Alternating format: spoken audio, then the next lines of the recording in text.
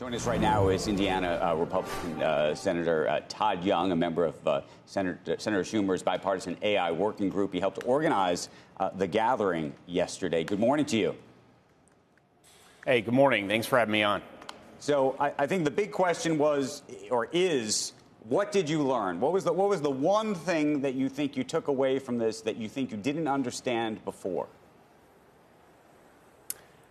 Well, I think most fundamentally, we found that all the individuals you mentioned and everyone else present, from labor to civil rights groups, they all think that there's an appropriate role for government. And most of them are of the opinion that we're going to have to adopt a light touch approach to regulation to make sure that, on one hand, we address any concerns or risks that people have about the continued enablement of society through artificial intelligence, but also want to make sure the United States of America leads the way so that our values ultimately are embedded within this technology, not the values of anyone else who might, leap ahead of us, say the Chinese Communist Party.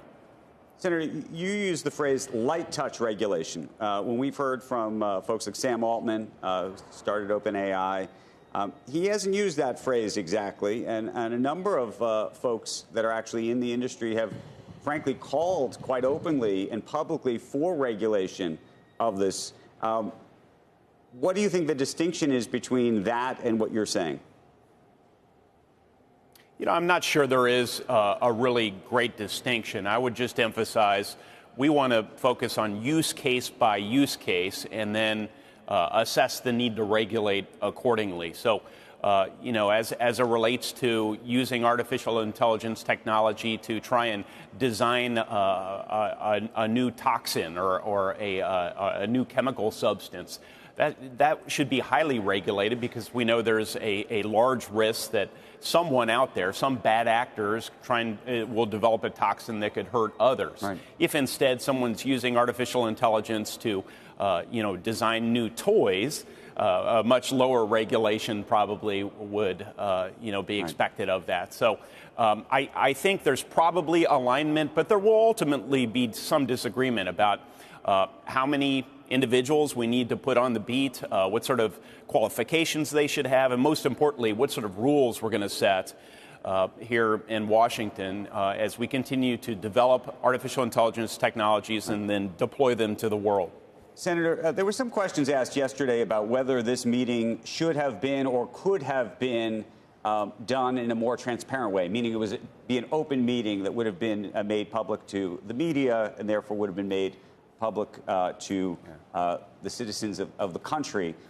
Do you think you could have done that? Do you think you could have gotten whatever information you got in a private setting? Do you think you could have got that in a public setting? Well, first, let me say that's a fair concern.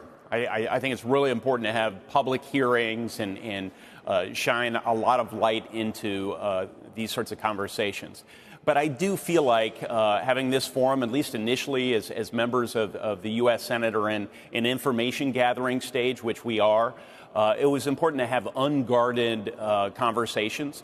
And we heard things from a number of individuals that I don't think we would have perhaps heard in a more public setting. We heard about the labor market disruptions that could happen associated with this technology. We heard about all the amazing upsides. I do want to emphasize that.